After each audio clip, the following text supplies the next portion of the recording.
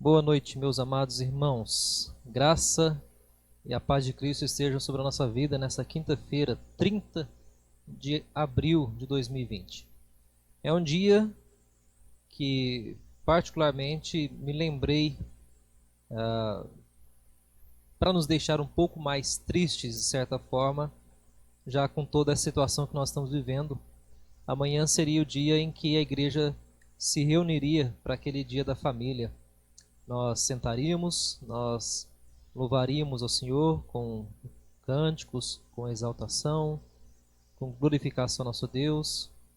Nós sentaríamos para tomar a refeição em comum, juntos. Nós sentaríamos para tomar aquele café da tarde maravilhoso, poder brincar um pouquinho, machucar um pouquinho, de vez em quando acontece, mas infelizmente por conta de toda essa mudança nós não podemos nos reunir e isso acabou nos entristecendo ao nos lembrarmos da situação que nós teremos amanhã um momento de comunhão e não teremos mais.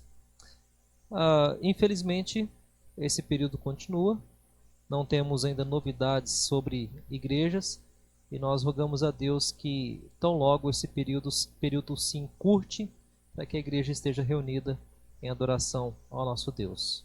Mas hoje, quinta-feira, dia de estudar a palavra do Senhor, se debruçar sobre ela, e quero nesse momento orar pela sua vida. Depois nós vamos ouvir um louvor, um hino, o hino 43 do nosso hinário presbiteriano, novo cântico, e depois na sequência eu quero trazer a palavra do Senhor ao nosso coração nesses momentos de desesperança. Vamos orar? Pai querido, obrigado por essa noite, obrigado por estarmos juntos como povo de Deus, e mesmo que amanhã nós não possamos nos reunir, ó Pai, como gostaríamos, nós somos gratos pela sua misericórdia que se renovou sobre a nossa vida. Obrigado, ó Pai, pela vida, obrigado, ó Pai querido, porque o Senhor tem estado conosco nesse período tão turbulento. Rogamos ao Senhor, ó Pai, pelas situações que ainda são incertas. O Senhor esteja, ó Pai, à frente de todas elas. Esteja, ó Pai, cuidando de todo esse cenário que estamos vivendo na questão não só da saúde, mas questão também da economia, questão política do nosso país, ó Pai, ao qual vivemos. Nós rogamos ao Senhor Deus, nos dê paz nesses períodos, nos ajude, ó Pai, a enfrentar também situações difíceis da nossa vida, mas que possamos lembrar, ó Pai, que isso faz parte das dores de parto, aonde um dia chegará de fato o Cordeiro que resgatará a sua igreja e levará a sua igreja. Abençoa, Senhor Deus, nos fortaleça, é o que pedimos nessa noite, em nome do Senhor Jesus. Amém. Queridos, eu vou passar o hino para os irmãos, hino de número 43, que é para nós cantarmos e louvarmos ao nosso Deus nesse período, infelizmente, de quarentena que nós estamos vivendo.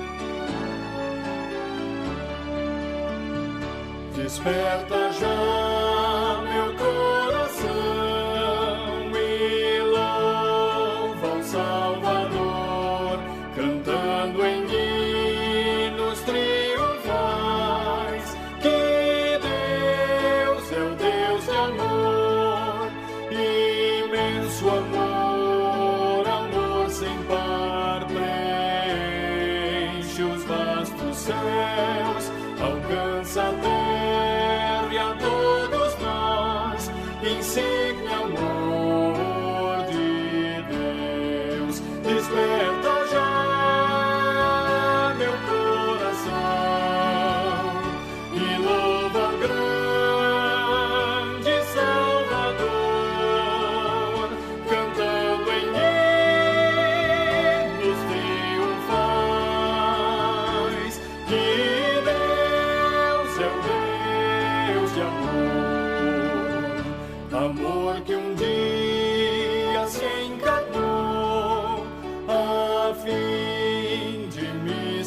salvar, e que subindo a dura cruz morreu em meu lugar.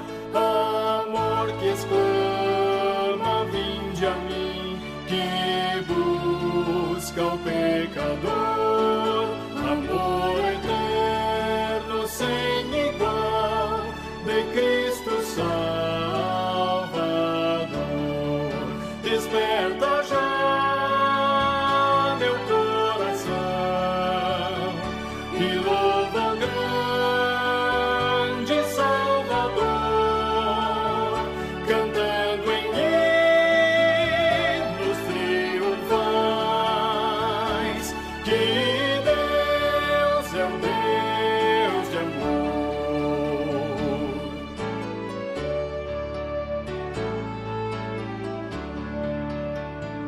Remido a preço tão real o sangue do Senhor, com que pagar eu poderei tal graça, tal amor, quando Ele a mim, um pecador, se digna de aceitar e me levar com seus fiéis ao santo eterno lar. Desperta já meu coração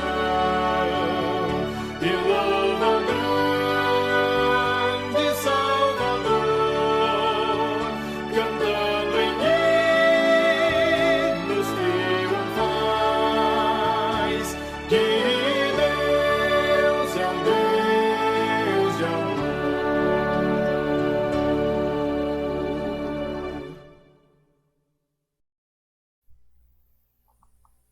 Amém, meus irmãos. Que o Senhor desperte o nosso coração, que o amor de Deus inunda a nossa vida e que sejamos despertados pelo grande amor do nosso Deus. Meus queridos, hoje eu quero continuar a falar sobre a temática que nós começamos a semana passada. Nós começamos a falar sobre o aspecto do sofrimento, das lutas e problemas que nós enfrentamos em nosso mundo e em especial nesse período, que é um período de grande problema, tribulação, sofrimento. Ainda somos pecadores, ainda pisamos na bola, ainda cometemos alguns pecados, alguns erros e eventualmente nós precisamos também da boa exortação e correção do Senhor. Mas nas quintas-feiras eu quero trabalhar mais com os irmãos o aspecto da esperança que nós podemos ter junto ao Senhor em meio a um período de grande desesperança. Vimos semana passada sobre a questão do sofrimento, que Deus ele está conosco em meio ao sofrimento, e o sofrimento é inerente à vida humana, faz parte da vida humana.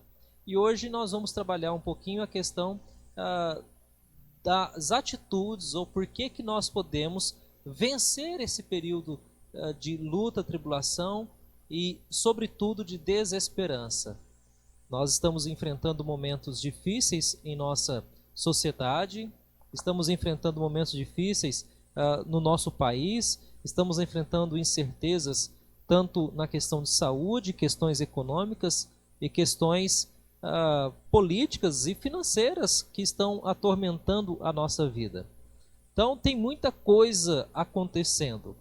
É lógico que nós, como igreja, precisamos estar preparados para esse período de sofrimento. Só você relembrar as parábolas que Jesus contava, uma delas é das 10 virgens, ao qual havia aquelas que eram previdentes e estavam preparadas para passar por um longo período à espera do noivo, e as outras que não estavam previdentes, elas até gostavam desse negócio de Deus, mas não eram tão precavidas, não tinham suporte, e o azeite delas, acabou-se rapidamente, ou seja, elas não aguentaram passar pelo período de espera, que um período de espera pode ser longo, pode ser comprido, digamos assim, e elas não resistiram e acabaram sucumbindo, e elas não conseguiram então entrar para poder desfrutar da presença do noivo. O noivo é Cristo junto à igreja. Então o cristão ele tem que estar preparado, ele tem pela palavra de Deus esperança para dar e vender, para poder suportar períodos de grande desesperança. Lembrando que a ideia do azeite não é necessariamente o Espírito Santo, mas a ideia do azeite é a questão de ser ou não previdente, se temos precavido, se temos enchido a nossa vida de oração, de louvores, de leitura da palavra, e isso é o que nos ajuda a passar por momentos de desesperança. Então hoje o que eu quero trazer para os irmãos é mais um texto também, escrito por Jeremias. Ele tem o seu livro e tem também um outro livro que são as suas lamentações. E ao analisarmos as lamentações, que é onde nós vamos focar nesses dias, a gente vai perceber a boa mão do Senhor agindo mesmo em meio a grande dificuldade. Jeremias, ele viveu num contexto em que o povo errou muito contra o Senhor. E o erro faz parte da nossa vida. A questão é como que nós encaramos os erros. A forma com que nós encaramos os erros da nossa própria vida vão determinar a nossa grandeza ou a nossa mediocridade. Quando eu falo mediocridade, eu não estou xingando, não é um palavrão. A mediocridade são as noivas que não se prepararam adequadamente, são as noivas que não juntaram azeite, não se prepararam para esperar o noivo adequadamente. E hoje nós estamos vivendo esse período em que pessoas não aprendem com seus erros e elas não se preparam para encontrar com seu Salvador. É uma grande tristeza. Pessoas que têm a oportunidade de se prepararem, de crescerem junto ao Senhor, elas estão, infelizmente, preferindo não encher a sua vida da palavra, do louvor, da majestade, da glória de Deus, e isso vai mostrar que eles não estão aprendendo com os seus erros.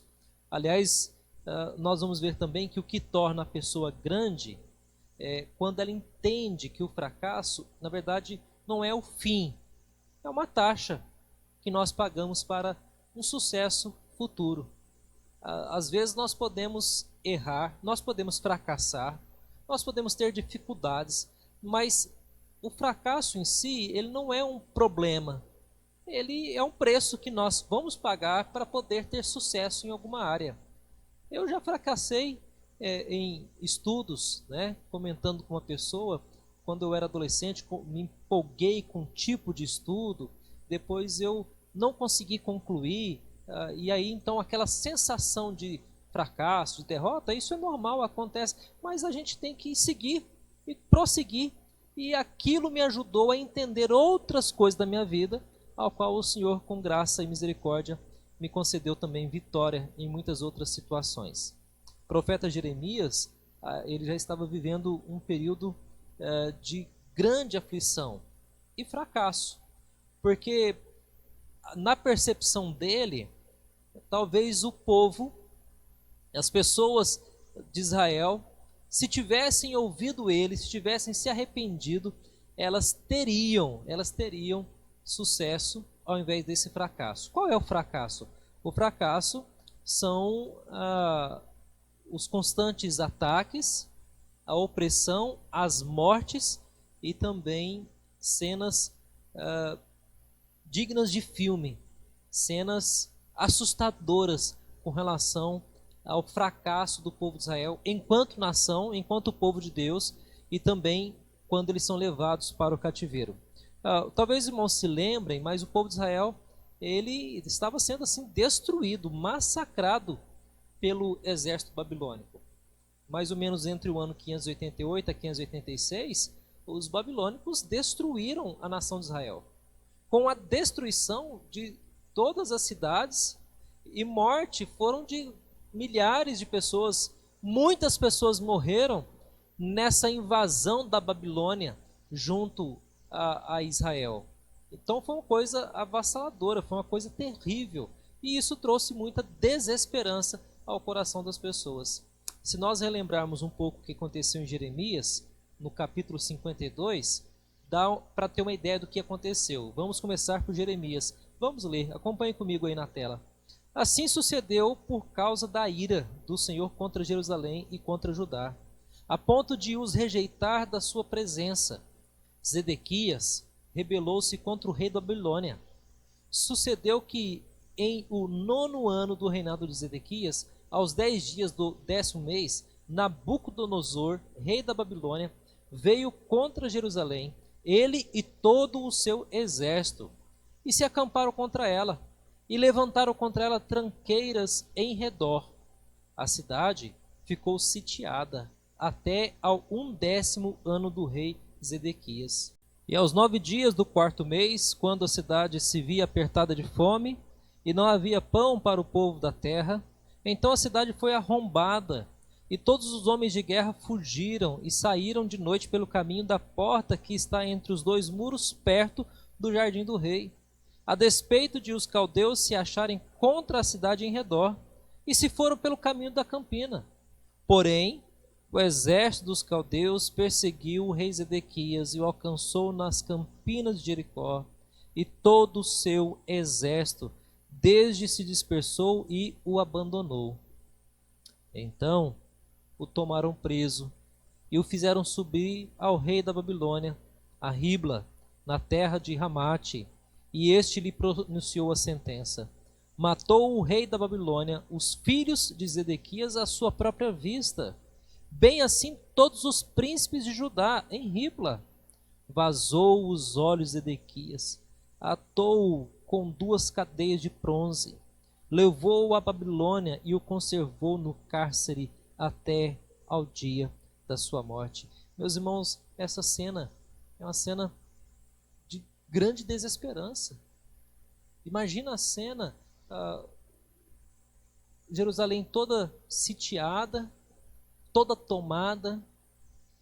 Imagine o exército correndo, matando pessoas, capturando então os príncipes, capturando Zedequias, capturando seus filhos, matando seus filhos à sua própria vista. Já é difícil perder filho, agora imagine sendo todos eles executados na sua frente por causa do pecado do povo. E ele teve seus olhos perfurados. E obviamente, meus irmãos, que não havia uma mesa cirúrgica, não havia nada de cuidado como nós temos hoje para que isso de fato pudesse ocorrer num ambiente cuidadoso e anestesiado. E ele ainda ficou preso, acorrentado, já não podia enxergar, não tinha para onde ir, já acabou fixando na sua memória a última visão dos seus filhos sendo executado diante de si mesmo. E aí então depois ele leva a condenação da prisão perpétua. Em resumo, Jerusalém foi invadida, os muros foram derribados, o templo foi saqueado, os príncipes foram assassinados, o rei foi cegado e posto em prisão perpétua. Meus irmãos, isso traz desesperança. Isso não alegraria o coração de ninguém, muito pelo contrário, isso trouxe aflição ao coração também de Jeremias. Isso traria também aflição ao nosso coração. Por isso o profeta então lamenta aí no capítulo 1 de Lamentações, como já solitária a cidade outrora populosa. A cidade era populosa, a cidade era majestosa, tornou-se como viúva. Aqui foi grande entre as nações, não tem mais condições de ser de fato uma grande nação. Ela foi princesa entre as províncias, e agora ela está sujeita a trabalhos forçados. Aquela nação que antes fora majestosa, populosa, ela era vista talvez com muita inveja das outras nações. Olha que povo, olha que nação. E de repente acabou-se tudo e ela ficou sujeita a trabalhos forçados. É óbvio que Deus estava mostrando também a Israel que eles não deveriam aprender a confiar em riquezas, em status, assim como hoje também. Deus com o vírus quer ensinar que não adianta riqueza, não adianta status. Quando ele exerce o seu juízo, não resta mais nada a não ser lamentar, mas também, ao mesmo tempo, ter esperança no nosso Deus. Nós podemos ver que nesse contexto de ruínas, de desesperança, que Jeremias, estando em péssimas condições pessoais, se você ler o capítulo 3, do 1 até 21, você vai ver isso, como que ele está péssimo, como que ele está abatido. Apesar de tudo isso, no versículo 21 ele fala assim: eu quero trazer à memória o que me pode dar esperança. A expectativa de Jeremias é que algo além dele mesmo, fora dele, pudesse trazer esperança ao seu coração. Esse texto é muito conhecido, músicas se derivam desse trecho da palavra do Senhor, e eu quero mais uma vez trazer alguns princípios desse trecho da palavra do Senhor ao nosso coração, para que nós nos fortaleçamos diante desse momento de desesperança, de confusão política, de confusão econômica, de confusão com relação à saúde. Nós precisamos trazer ao nosso coração algo que possa dar um pouquinho mais de esperança em períodos de grande desesperança. E aí vem a questão, né? Quais são os motivos? Não é nenhuma pergunta, é uma afirmação. Motivos das quais nós podemos e o porquê devemos ter esperança. Nós não podemos perder a esperança, meus queridos, não podemos perder a expectativa da vida, da condição de andar com o Senhor, caminhar com o Senhor, louvar ao Senhor por tudo quanto Ele tem feito em nossa vida, em nosso coração. Então existem alguns motivos. Hoje eu quero tratar de um motivo. Esse motivo já é espetacular, tendo em vista que ele inicia o versículo 22 com isso, né? As misericórdias do Senhor. E a gente vai trabalhar essa questão da misericórdia, porque o texto ele fala no versículo 22, as misericórdias do Senhor são a causa de não sermos consumidos, porque as suas misericórdias não têm fim. O que eu quero tratar com os irmãos? Deus é misericordioso nessa noite abençoada que o Senhor nos deu. Por isso que o texto ele repete, ela é a misericórdia, é a causa de nós não sermos consumidos. Elas não têm fim, renovam-se a cada manhã. Mas do que se trata e como que nós podemos aplicar e receber também essa misericórdia na nossa vida?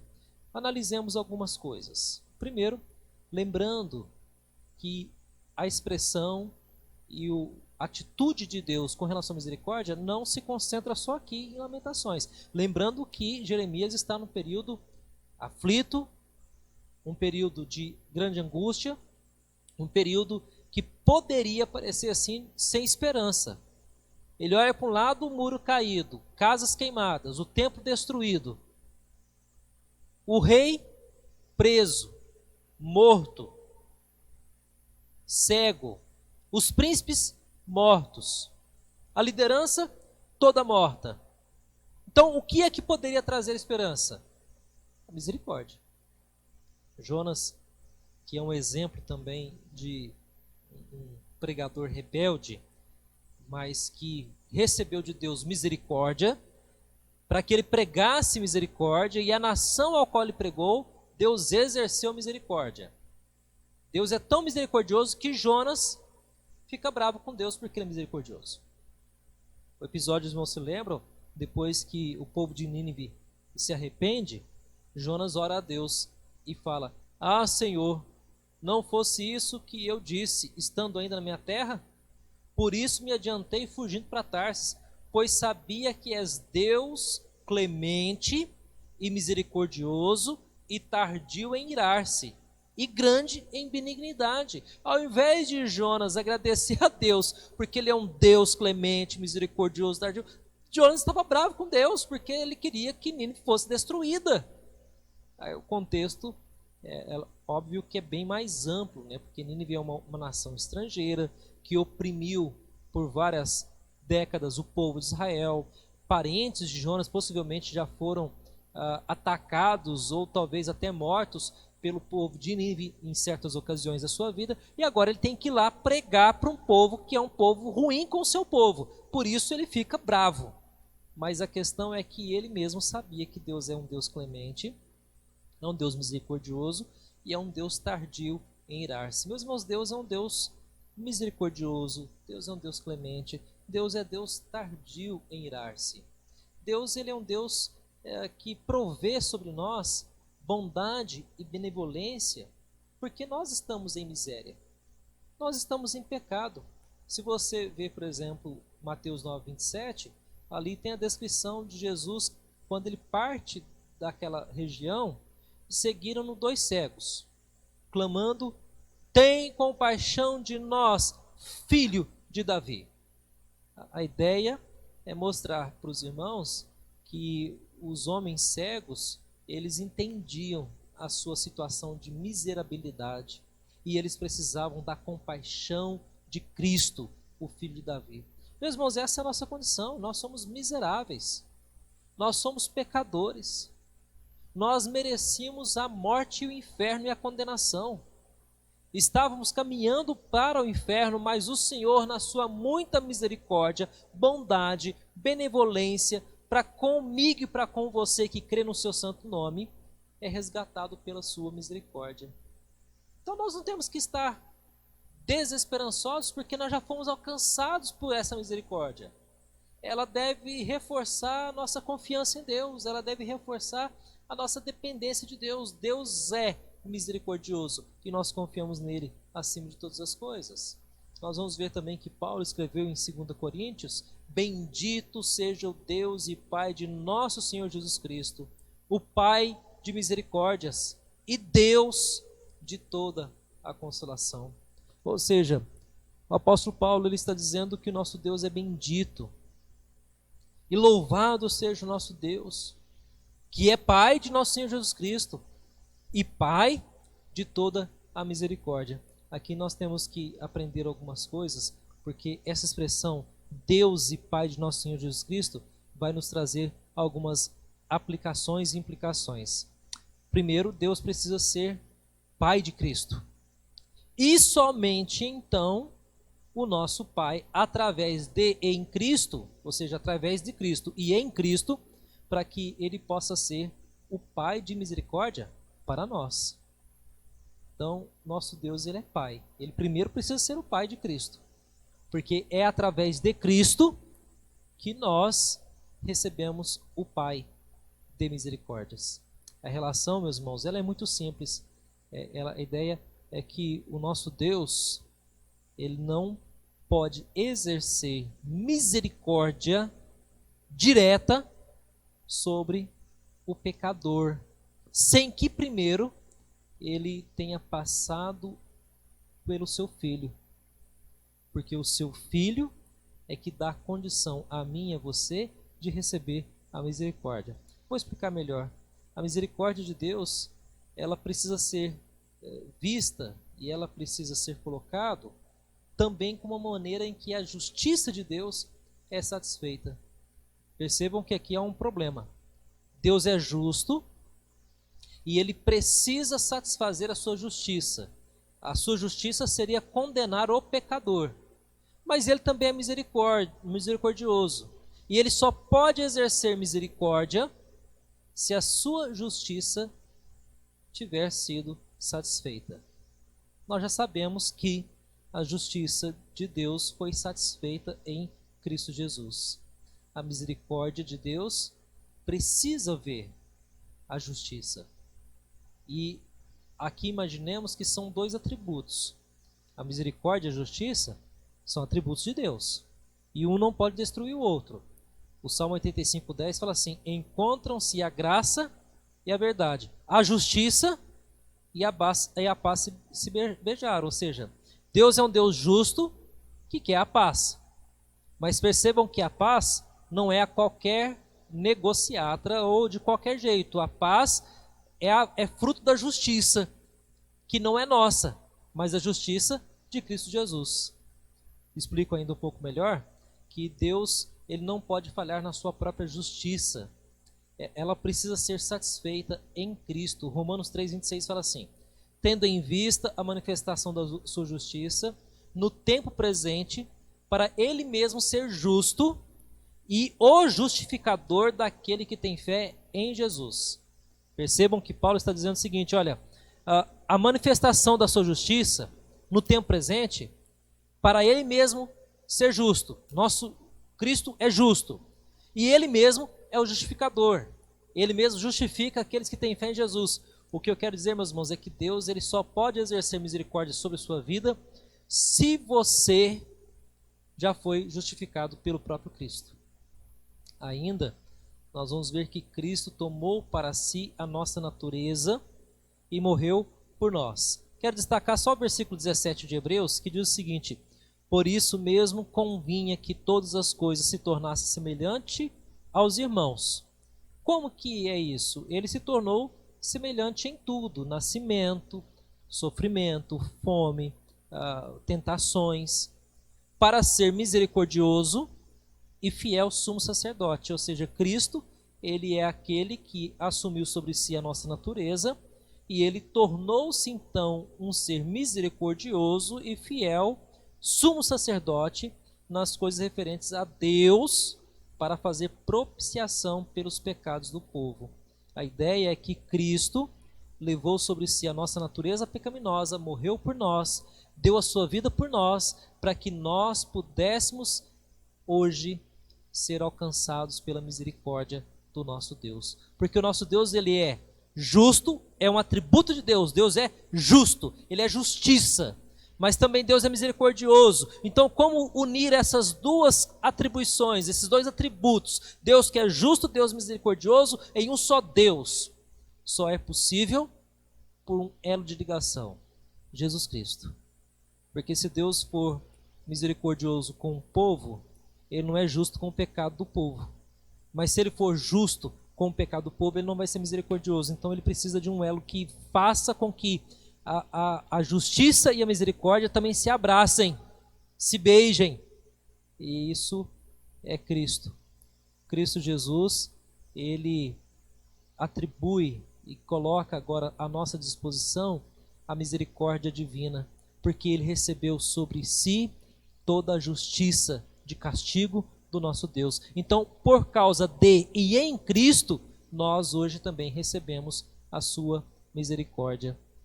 Isso é bondoso demais, isso é magnífico sabermos que o nosso Deus é misericordioso e que ele estende a sua misericórdia para a nossa vida através de Cristo Jesus, meus queridos. Romanos ainda fala que Deus não pode falhar, ela precisa ser satisfeita. E quando nós entendemos que ela foi satisfeita em Cristo Jesus, nós podemos então entender que Cristo é de fato o nosso fiador. Hebreus 7:22 fala isso.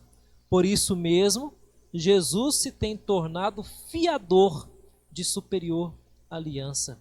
Apesar dos nossos pecados, para que Deus pudesse ser o nosso Pai, ele teve que punir o seu Filho, que é o nosso fiador, e por causa do seu Filho Jesus Cristo, nós podemos hoje ser chamados de filhos, podemos chamar Deus de nosso Pai, e recebemos dele misericórdia na nossa vida.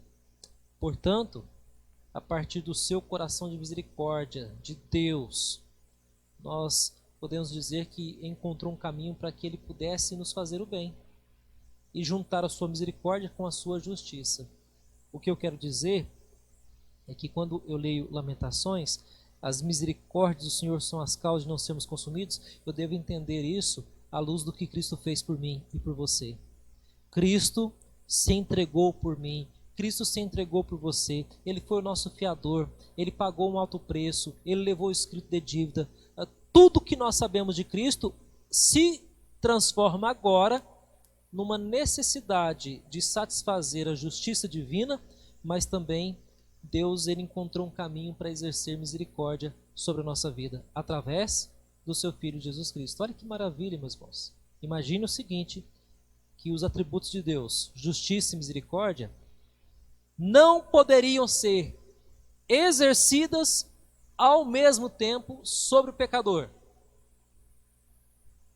Porque o pecador não aguentaria a justiça de Deus, ele sucumbiria, ele seria exterminado, ele seria lançado no inferno já de imediato. Então nós não teríamos escapatória da justiça. E ele não poderia aplicar a misericórdia porque ele é um Deus justo. Como ele resolveu isso? Resolveu isso mandando o seu Filho Jesus Cristo para morrer em nosso lugar, pagou a nossa dívida, é o nosso fiador. E a justiça de Deus, satisfeita em Jesus, proporciona Jesus para exercer agora misericórdia sobre nós. Deus achou um caminho para exercer misericórdia sobre a minha vida, sobre a sua vida, através da morte do seu Filho Jesus Cristo. Deus é santidade e nós somos uma massa de corrupção. Mas Cristo morreu por nós e Deus é o Pai de misericórdia para todos aqueles que estão em Cristo Jesus. Olha a maravilha, aqueles que estão em Cristo, nós já não somos mais uma massa de pecado e corrupção. Nós somos justificados pela graça de Cristo Jesus. Com a justiça de Deus para o pecado, como a justiça de Deus para o pecado foi toda satisfeita, o obstáculo é removido. E aí Deus derrama torrentes de misericórdia sobre o ser humano. Meus irmãos, olha que bênção, que maravilha. Deus satisfez a justiça dele em Cristo. O obstáculo para derramar misericórdia sobre nós era o nosso pecado, foi removido. E agora Deus continua derramando misericórdia livremente sobre a nossa vida. Pode parecer difícil entender essa misericórdia, porque nós olhamos às vezes um quadro de sofrimento, de desastre, de pandemia. Mas esse quadro é um quadro menor dentro de um quadro maior, onde Deus resgata o homem da condenação eterna, meu querido. Se você foi resgatado da condenação eterna pela graça de Jesus, esteja contente por isso, satisfeito. Problemas nós teremos, eu já falei disso na igreja. Jesus mesmo nos avisou que nesse mundo tereis aflições, mas tende bom ânimo, eu venci o mundo. Então nós vamos perceber que os atributos de Deus como a sabedoria, o seu poder, iriam nos aterrorizar se eles estivessem apartados da sua misericórdia. Como que eles nos aterrorizariam, de certa forma, a sabedoria, o seu poder, se não for a partir da sua misericórdia? Porque a sabedoria agora pode planejar boas coisas para nós. Se não fosse a misericórdia, a sabedoria de Deus planejaria a nossa condenação, como já planejou a condenação de todo aquele que não crê. O seu poder agora não é mais contra nós, mas é ao nosso favor, e o seu poder irá nos livrar dos nossos inimigos. E a sua justiça irá nos vingar contra todos aqueles que nos perseguem e nos fazem o mal. É o que Paulo fala: a mim pertence a vingança. Nós não devemos nos vingar, não devemos retrucar, não devemos ficar respondendo fake news, ficar respondendo mensagens das quais aquelas pessoas querem só nos desmerecer em muitos aspectos. Lábios mentirosos, lembra do Salmo 120? O que nós precisamos entender é que Deus, com a sua muita misericórdia, agora os seus atributos não são mais atributos carrancudos que poderiam nos trazer alguma condenação, mas são atributos de misericórdia doce para a nossa vida. A sabedoria, o poder de Deus, a justiça de Deus é bênção sobre a nossa vida, sobre a nossa história. Deus glorifica a si mesmo ao mostrar misericórdia, meus queridos. Deus é misericordioso antes mesmo de nós sermos convertidos. Ele atrasa a sua ira, ele não pune o pecador imediatamente. Deus é misericordioso no perdão de todos os pecados, na punição e na culpa, quando nós confiamos em Cristo Jesus. Aqui tem um detalhe que eu quero destacar para os irmãos, em que Deus, ele já é misericordioso conosco antes mesmo da nossa conversão. Porque a conversão pressupõe que Deus foi misericordioso. E outra, ele atrasa a sua ira. Ele não nos pune toda vez que pecamos. Você hoje deve ter pecado. Eu devo ter pecado também. Sou pecador. Nós pecamos. E Deus não já vem assim, ó, Ney, você errou de novo. Geralmente nós corrigimos uns aos outros com mais rapidez do que Deus nos corrige. Por que Deus não nos corrige tão rapidamente? Primeiro porque Ele é sábio e Ele sabe o que é melhor para a nossa vida também. E também porque a sua ira é atrasada por causa da sua misericórdia. Deus é misericordioso na correção dos pecados de alguns de seus filhos. Ele até deixa muitos pecados passarem. E Ele modera a sua correção com gentileza. E Ele corrige no tempo perfeito. Hebreus 12:6 fala assim: porque o Senhor corrige a quem ama e açoita a todo filho a que recebe. O Senhor corrige, o Senhor vai disciplinar, mas no tempo dele, com gentileza, com irmãos nos chamando a atenção, com a igreja demonstrando amor. Aliás, esse é a melhor demonstração da misericórdia de Deus, quando a liderança, quando algum irmão, quando a igreja está mostrando o seu pecado e dizendo, arrependa-se do seu pecado, e nós queremos abraçar você para que você seja restaurado. A igreja não é para ficar atacando pedra. A igreja não é para ficar apontando o dedo. A igreja não é para ficar tacando a pedra no pecador. A igreja é para pegar o pecador e mostrar o seu pecado e levá-lo ao arrependimento, que essa é uma espécie de Deus exercer a sua misericórdia. Deus exerce misericórdia com gentileza. A sua correção é com gentileza. Então nós também devemos exercer misericórdia e sermos gentis em nossas correções. Se nós temos conforto, isso é misericórdia. Se nós temos força, isso é misericórdia. Se nós temos alimento na nossa casa, isso é misericórdia, meus irmãos. Se nós temos o nosso trabalho, isso é misericórdia. Se você tem a sua cama para você dormir nessa noite, isso é misericórdia. Se você tem a internet, celular, televisão para assistir essa mensagem nesse momento de pandemia, é misericórdia. A misericórdia é muito mais do que não receber castigo. Tudo que temos é por causa da misericórdia do nosso Deus. As suas misericórdias não falham, se renovam a cada manhã. Tudo que vem de Deus para os seus é mergulhado em misericórdia. Nós só temos o que temos, somos o que somos, porque Deus é misericordioso. Então, por isso esse texto de Lamentações é tão impactante, apesar dos séculos e séculos e anos que se passou depois dele. A misericórdia do Senhor é a causa de não sermos consumidos. Nós temos os pães para tomarmos o café da manhã, é porque a misericórdia se renovou. Temos roupa para vestir, é porque a misericórdia se renovou. Tudo se renova na misericórdia. Até mesmo quando Deus é severo com os pecadores, quando Ele aplica a sua justiça por causa do nosso próprio erro, o seu coração, Ele é misericordioso. Lamentações 3:33 fala assim: porque não aflige nem entristece de bom grado os filhos dos homens. Deus, até para nos corrigir, Ele não faz com alegria. Opa, hoje é dia de corrigir mais uma vez o pecador lá, o Neilson. Não, Ele está dizendo que ele não tem alegria. Ele não aflige nem entristece de bom grado os filhos. Ele não vai deixar a gente triste por causa do pecado, da correção. Ele não vai nos afligir por alegria. Não é de bom grado de Deus, muito pelo contrário. Até quando Ele nos corrige, Ele corrige com misericórdia. Deus é bom demais, meus irmãos. Ele é bom em si mesmo. Nós, às vezes, é que o provocamos para ser severo na sua justiça e na sua correção. Quero dizer aqui, meus irmãos, que talvez tudo que temos passado nesses últimos dias, nesse último mês, é porque o povo provocou a justiça severa de Deus.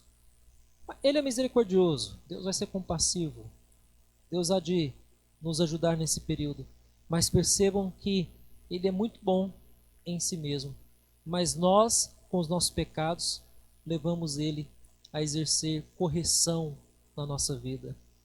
Contudo, a sua própria natureza, ele diz em Miqueias, tem prazer na misericórdia. O Senhor tem prazer na misericórdia, meus irmãos. Deus tem prazer em exercer misericórdia.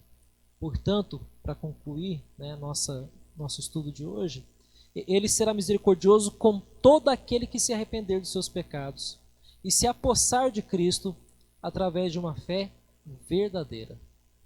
Esse é o nome pelo qual Deus quer ser conhecido.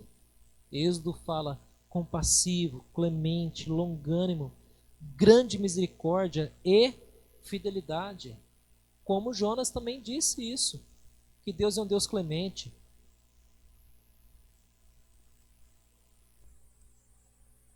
Em fidelidade, meus irmãos. Ainda nós vamos ver ali que o Senhor, como nós podemos ver, é diferente de nós. Nós somos vingativos, rápidos para ofendermos e procurarmos vingança. Os nossos pensamentos de misericórdia são pobres e estreitos, porque nós somos inclementes e sem piedade. A gente quer agir com justiça, nós queremos vingança, nós queremos correção rapidamente, nós queremos que as coisas se resolvam para ontem. Mas os pensamentos de Deus estão acima dos nossos pensamentos, e os seus caminhos acima dos nossos caminhos.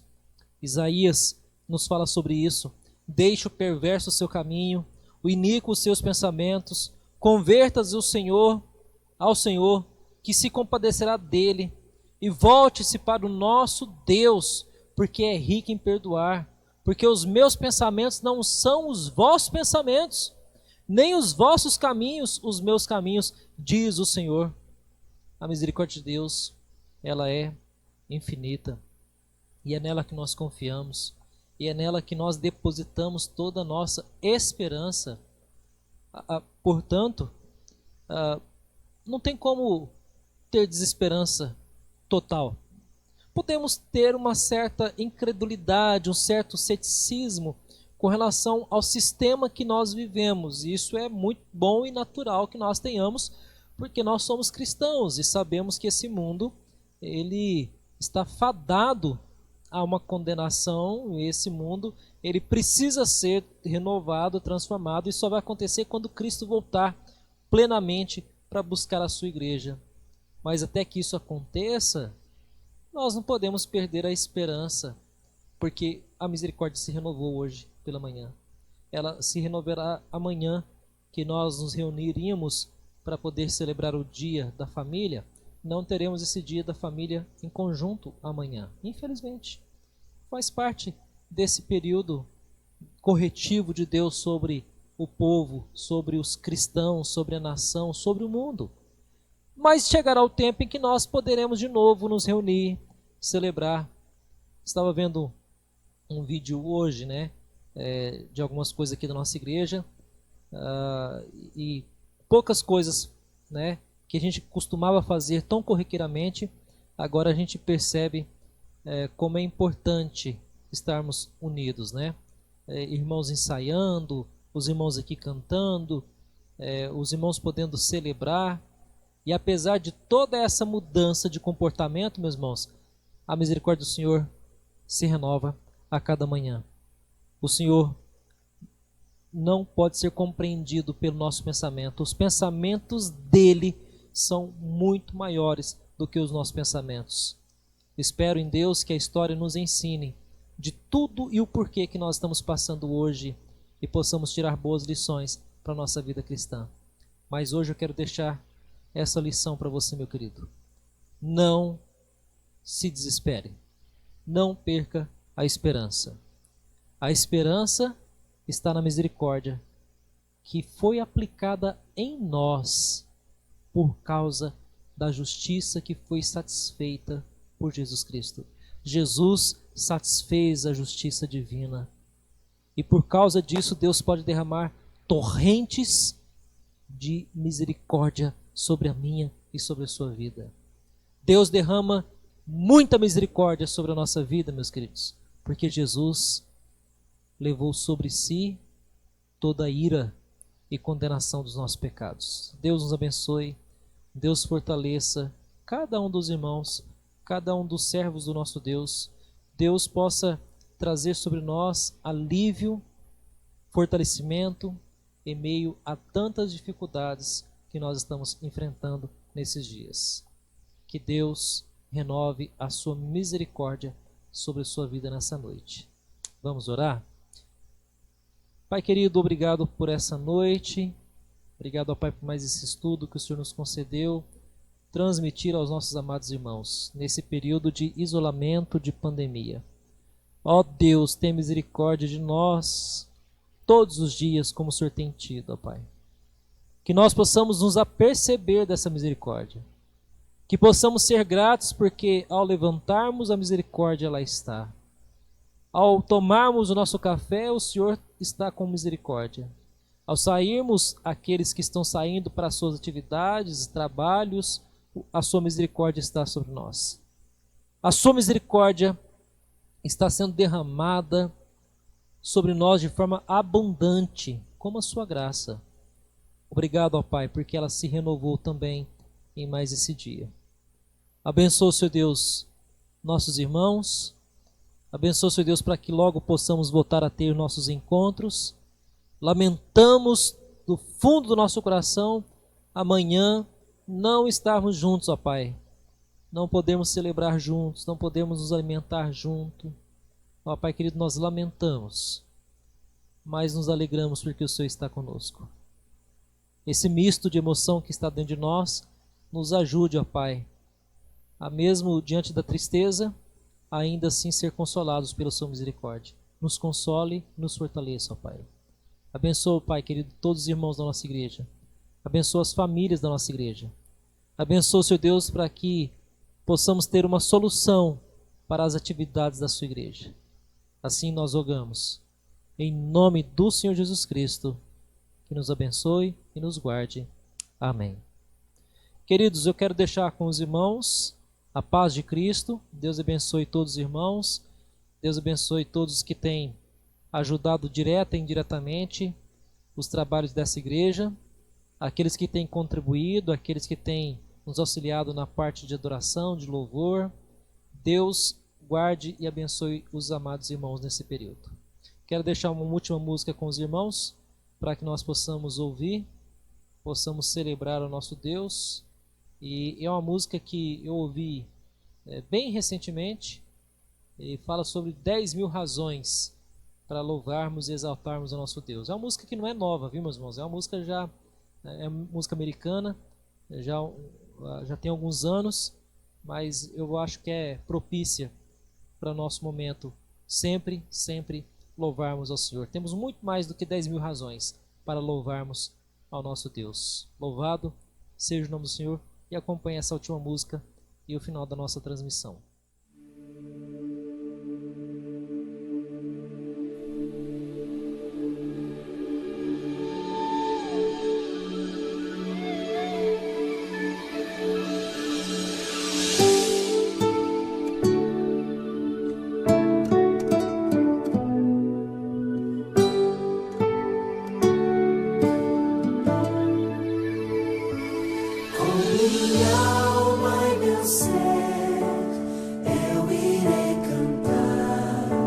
Some